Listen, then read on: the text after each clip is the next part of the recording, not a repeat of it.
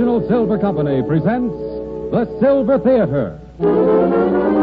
Starring Betty Davis in Broken Prelude, directed by Conrad Nagel.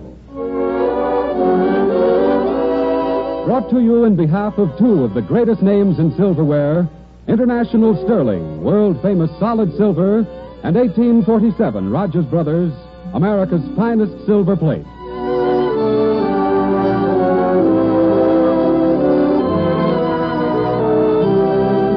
We welcome you to the 12th of the new series of Silver Theater dramatic productions. Next Sunday and the Sunday following, you will hear Ida Lupino and Conrad Nagel in David Garth's Red Book magazine story, Challenge for Three. And in weeks to come, many more great stars and a score of thrilling and entertaining stories. And here is our director, Conrad Nagel, to tell you about today's play.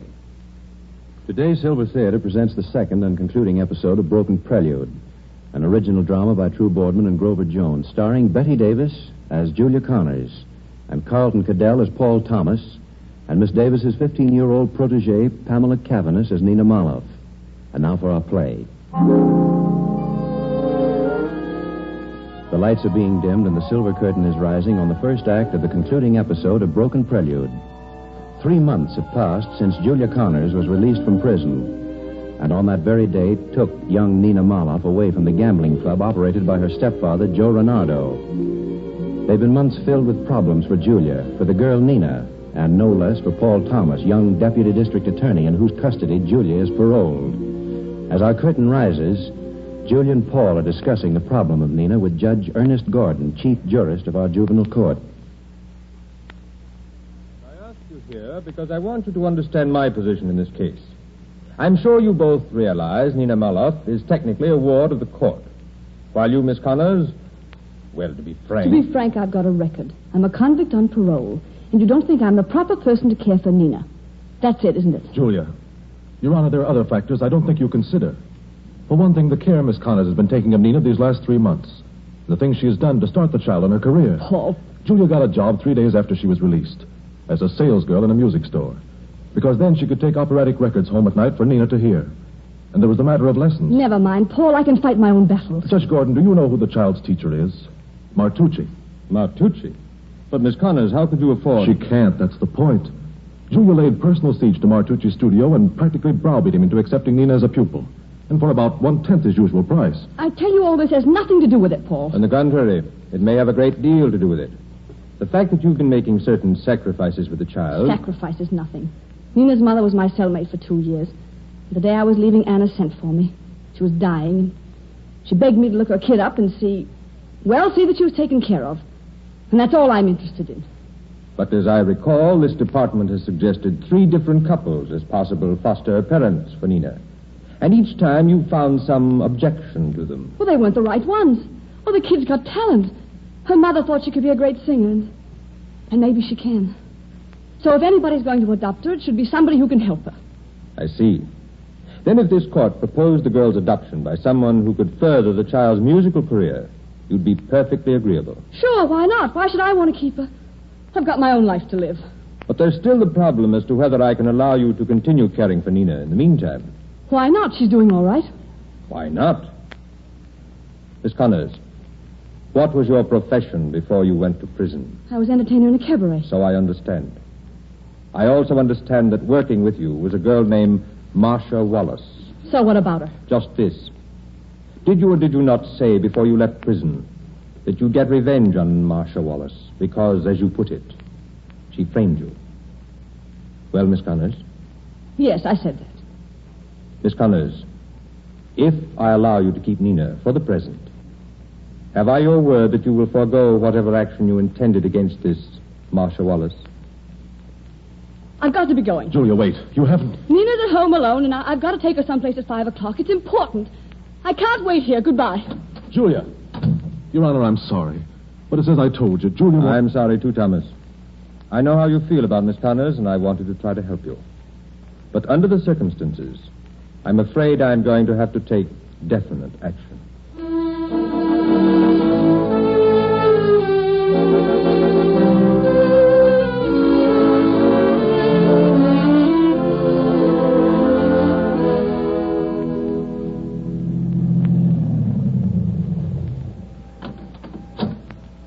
the theater, miss. We made it 2 minutes to 5.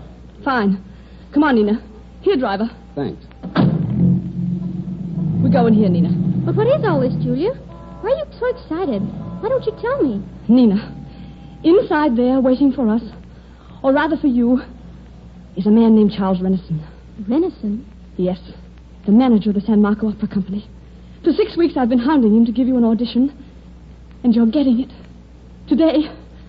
Julia! Now, don't Julia me. Come on.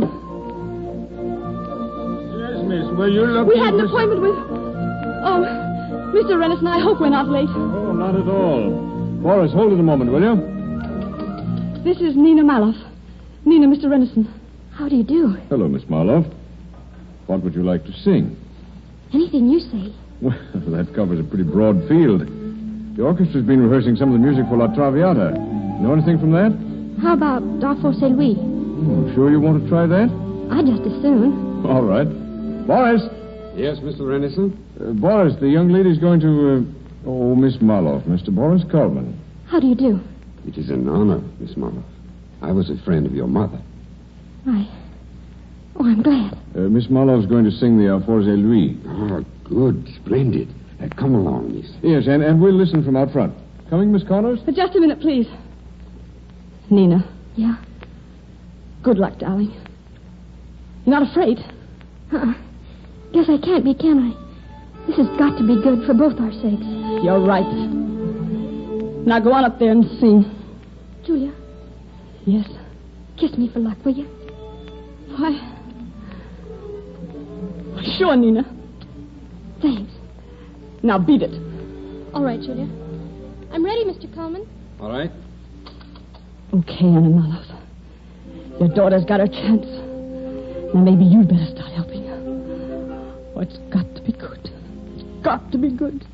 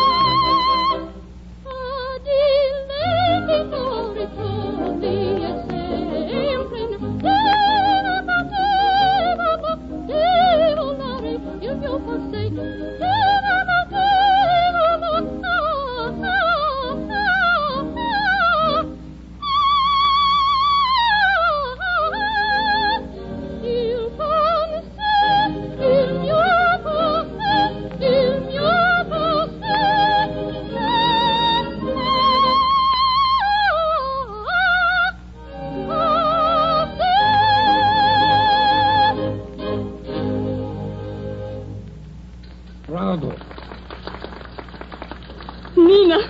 Julia, was it all right? Julia, you're crying. Oh, you're crazy. What is there to cry about? Very fine, Nina. Excellent. All right, Miss Connors, I'm sold. Come back in the morning. We'll talk it over. Oh, thank you. You'll find him there on the stage, Mrs. Anderson. Thank you, Steve. Charles. Charles, darling, did you forget we had an appointment? Oh, I'm glad you're here, my dear. Nina Maloff, Miss Connors, I'd like to have you meet my wife. Your wife? How do you... Julia. Marcia. Marcia Wallace.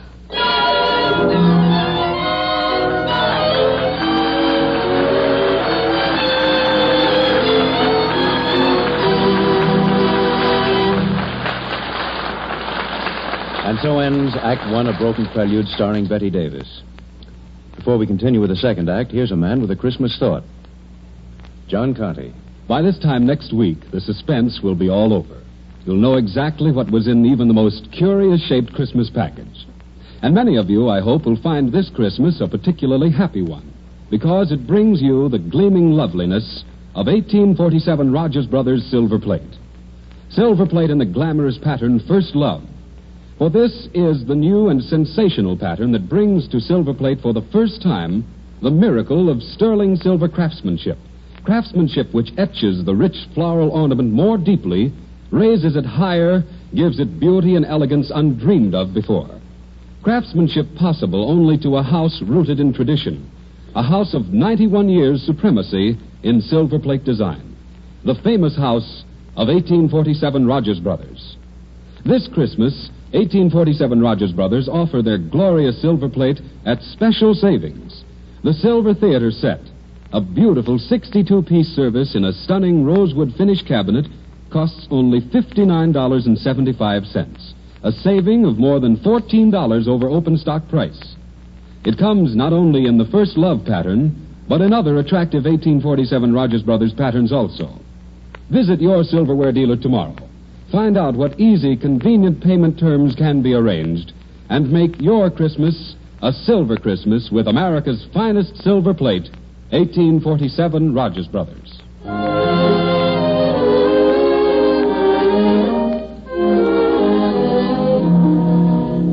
Once again, the lights are being dimmed, and the silver curtain is rising on the final act of Broken Prelude. Several weeks have passed. Nina is under contract to Marcia Wallace's husband, Charles Renison. And after long and arduous rehearsal, the night of Nina's debut has come at last. Then on the following morning, there's cause for celebration as over the breakfast table, Julia and Nina read reviews of the performance. Youthful and flawless voice brought a freshness and vitality to the character that gave primary importance to this usually minor role. There is little doubt but that the young newcomer is assured a brilliant future. Well, there you are. That's all of them. Oh, Julia, aren't they swell?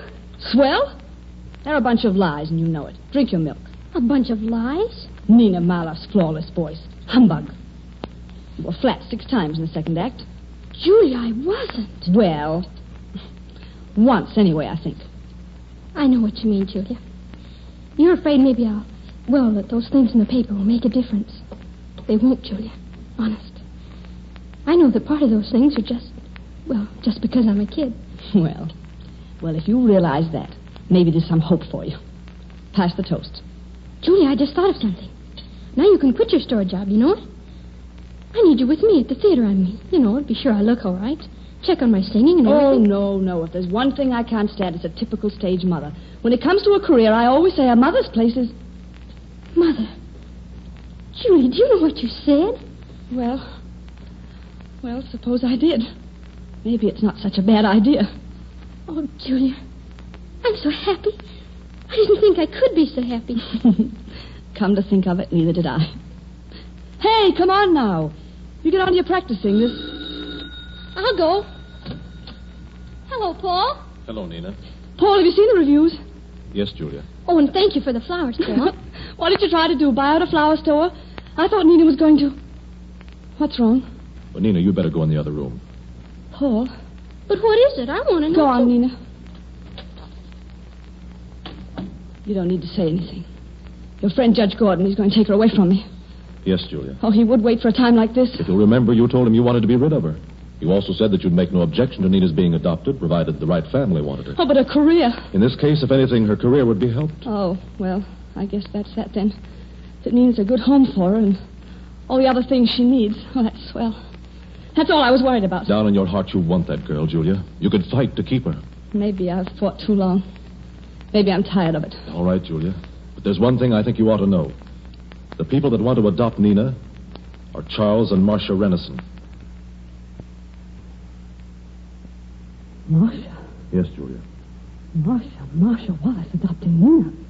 Marcia taking that kid away from me now. Oh, that's wonderful. And I'll bet she thinks she's going to get away with it. Julia, then you will fight it. You won't let them take her. Fight? Oh, you've never even seen me start, Paul Thomas.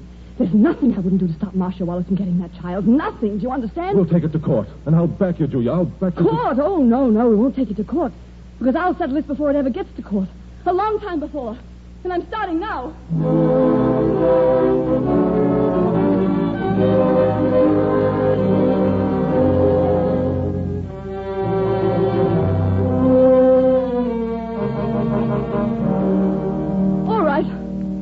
All right, I admit it, Your Honor. I did go to Marcia Renison's house, and I did mean to harm her. If that was necessary to keep her from taking Nina. That's what their lawyer has been trying to prove to you in this hearing, Your Honor. Well, he can save his breath, I admit. Well, that's very considerate of Miss Connors. May I continue, Your Honor? Yes. Go ahead, Mr. Morrow. I submit, Your Honor, that this action Miss Connors has just confessed, considered by the sight of her previous record as a convicted felon, shows her unfit to be guaranteed permanent custody of the child Nina Maloff. While, on the other hand, the fitness of my clients, Mr. and Mrs. Renison, is self-evident.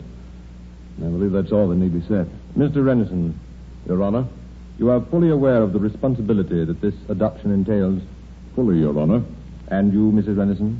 Your Honor, I haven't had a chance to see much of Nina, but even from the little I have seen of her, I'm genuinely fond of the child. You have my word that I'd like to do my best to take her mother's place. Take her mother's place. Miss Connors, please. Mrs. Renison. That's all, Your Honor. Except that I can't understand Julia feeling the way she does. Now, Mr. Thomas. Your Honor? I think it would be well if you would bring in the child herself. Yes, Your Honor. Well, Nina. Yes, You're to Paul? come in now. Come in, Nina. Come in and sit down. Yes, sir. Nina, you probably know the purpose of this hearing. Yes, sir. All right, Mr. Thomas. Now, Nina, don't be frightened and just answer the questions we ask you. First of all, do you feel that Julia has taken good care of you? I mean, have you been comfortable and well fed? You know I have, Paul. But in this case, the judge wants to know. Now about your music. Did Julia make you practice regularly? 2 hours a day and 3 on Saturdays. She was strict? I'll say she was. She said I couldn't stay with her if I didn't work. All right, Your Honor. Mr. Morrow, have you any questions to ask the child? Thank you, Your Honor. Nina, you say Miss Connors took such good care of you. What kind of hours did you keep? I mean, what time did you usually go to bed? Oh, about 11 or sometimes 12. You stayed up till 12 o'clock regularly. I said 11 or 12. Besides, it was only because she'd brought records home for me to hear and she had to take them back the next day. Nina, did you ever hear Miss Connors mention the name of Marcia Wallace? Paul, do I have to answer that? Yes, Nina. Well, yes. What did she say about Marcia Wallace? That she had framed her, and when she got rid of me, she was going to get even, but she didn't mean that. I know she didn't. One more question, Nina. Did either Miss Connors or Mr. Thomas prompt you what to say at this hearing? Yes, they both did. Oh, they prompted you. And what did they tell you to say, Nina? They told me to tell the truth. Is that all, Mr. Morrow? Yes, Your Honor. Now, Nina, I have to ask your opinion about something very important. I know what you're going to ask me, and I can tell you the answer now, Judge. I want to stay with Julia. Please, Judge. You don't understand about things. Julia needs me, and I guess I need her, but Mr. Renison's all right, and his wife, too, but they can adopt somebody else. I belong to Julia now. Don't you see? That's what we're here to decide, Nina. You'd better go out again for a few minutes. Julia, do I have to? Go on, Nina. Okay. And now, Miss Connors, Mr. and Mrs. Renison have each spoken in their own behalf. It's only fair that you should have the same privilege. Well? I have nothing to say. Julia. What's the use? It's all decided. It was decided before it started. It was decided 3 years ago when a jury of 12 infallible men and women said that Julia Connors was guilty as charged. I'm not a fit person to take care of Nina. I'm a convict. This court says so. And there's not the slightest chance in the world that this court could be wrong. Julia. All right, take the kid. Take her and see if I care. Because I don't, you understand? I don't care. I'm glad she's out of my way. Julia. Your Honor, she doesn't know what she's saying. Give me 1 minute, please. I'll bring her back. Julia. I'm getting out of here. And I say you're not. Julia, what is it? What's happened? Now, Julia, listen to me. Listen. Let go of me. Paul, you're hurting her. Go on back in there. Listen to Marcia's speeches. They're much prettier than I can make and funnier. Julia, you're a fool. Do you understand that? A blind, stubborn, childish fool. I've been fighting with you through all of this, but now if I have to, I'm fighting against you. Paul. And it's a fight for more than keeping Nina. It's a fight for you yourself, Julia, and for our love. You're going back in there. I won't. I'm not asking you. You're going back in that courtroom. You're going to stop being blinded by your hatred for Marcia Wallace and tell the truth. You're going to let Judge Gordon see the Julia Connors that is deserving of being Nina's mother. The Julia Connors that I knew and fell in love with before all of this happened. You're going to break through this wall you built around yourself and let Judge Gordon know the things that even you won't admit are in your heart. It's the one chance, Julia. The only chance. Oh, I don't know. I don't think I can, Paul. You see, there's so many things between. You've got to try, Julia, and you're going to. Julia, please do what Paul says. Please. Well, Julia? All right. You better wait here, Nina. I will. Your Honor, Miss Connors is ready now. Very well. Judge Gordon, I'm sorry for a minute ago, and what I said was a lie. I do want Nina. Paul has just told me that my only chance in this hearing is to tell you the absolute truth. All right. Then, first of all, I was innocent of the crime I went to prison for. Marcia, in your heart, you know that's true. She does, Your Honor. But she won't tell you so. And you won't believe me. Oh, but you can believe this. I love that child, and I need her. You see, Your Honor, during the 3 years of my sentence, there was something that died inside me, and Nina Maloff brought it to life again. I don't know any clearer way to tell you than that. A long time ago, I gave up asking for things and started fighting. I'm not fighting now. I'm begging you to let me keep Nina Maloff. Thank you, Miss Connors. All of the parties concerned having been heard, it is the duty of this court to make its decision. I want you to realize that I have tried to be influenced neither by emotion nor by personal feeling. But I have considered only the ultimate welfare of the child. Therefore, it is the decision of this court that permanent custody of Nina Maloff be granted to Charles and Marcia Renison. Julia. Thank you, Your Honor. Charles, let's get out of here. Marcia. I tell you, I can't stand it. Take me out of here. Mr. Thomas, Miss Connors, I'm sorry. With a prison record, there was nothing else I could do. I'm sorry. Julia. Julia, you mustn't take it like this. You please go. Just leave me alone. But, Julia, my darling. I just want to be left alone.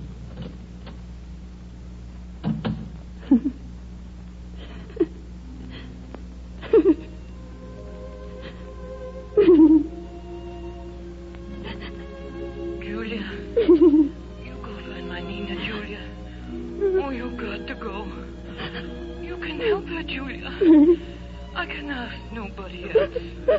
Believe me, there is a greatness in my daughter, but she must have a chance. Oh, you see that, Julia? Stop it. You can help my girl, Julia. And she needs you. Say you go find her, Julia. Oh, stop it.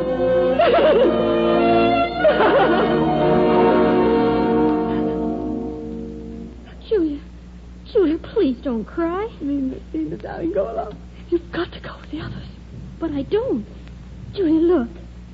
Marcia. All right, Julia. You win. I win. As long as you fought me, hated me, I could do it. But not now. I can't. Not any longer. Marcia, my dear, you... Charles, you won't stop me. Julia, for 3 years I've lived in a kind of hell. Because I let you go to prison for a crime that I committed. I was afraid, and so I lied. But I'm telling the truth now. To the judge, to everyone if necessary. You'll have Nina. You deserve her, and And you're going to have her? I'm not sure what they'll do to me. I don't even care. At least I'll know some kind of peace again. Marcia. That's all. I'm going now. Marcia. Yes? Maybe it won't be necessary to tell too many people. You see, whatever crime there was 3 years ago, well, I think it's already been pretty well paid for. Oh, Julia. Come, Marcia, my dear. Julia, then it's all right. Everything, I mean. I can stay with you. Yes, Nina. Everything's all right. Hey, you're crying. But why should you cry now? Nonsense, I'm laughing. Oh, Nina. Oh, pardon me, you two, but remember me? Paul. Or should I go too? Go? Well, at a moment like this, I hesitate to intrude on the family. But you're part of the family, Paul. Why, Nina. Julia? Well, this seems to be the day for truth coming out, doesn't it? Oh, Julia. Paul, darling. Hey, remember me?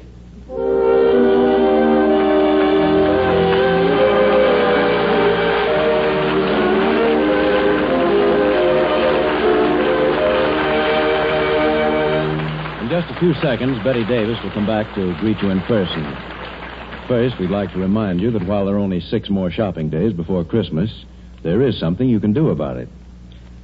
If you will, please, John. Ladies and gentlemen, there is still time to give your wife or mother or sweetheart the grandest Christmas gift of her life. Lustrous solid silver by International Sterling.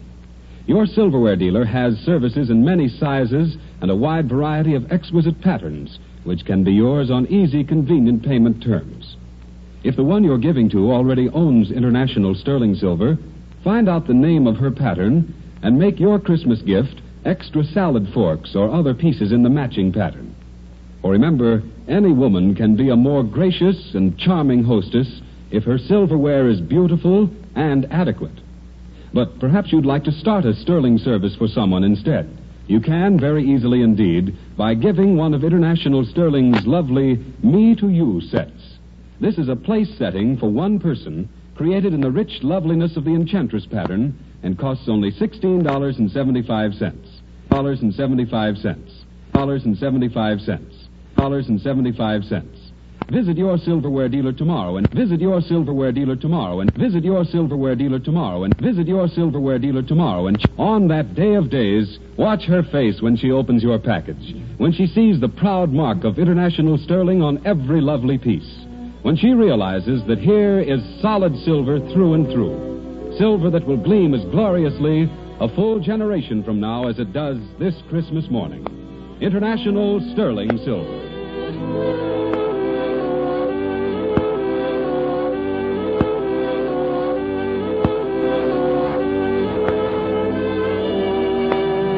And now we return to Conrad Nagel, who is coming to the center of our silver stage with Betty Davis, star of our play tonight, and of the forthcoming Warner Brothers production, Dark Victory.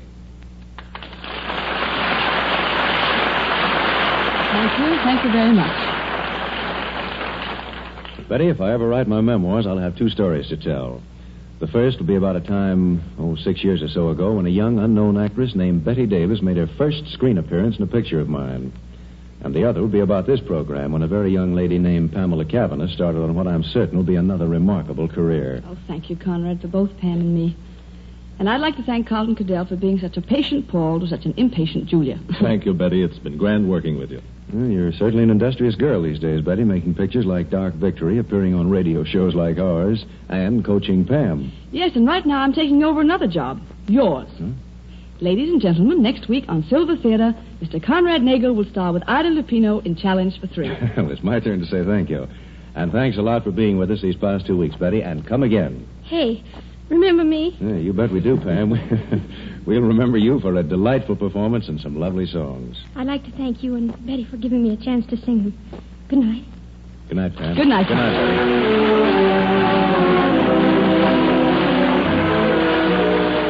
Remember, if you want solid silver, you want International Sterling.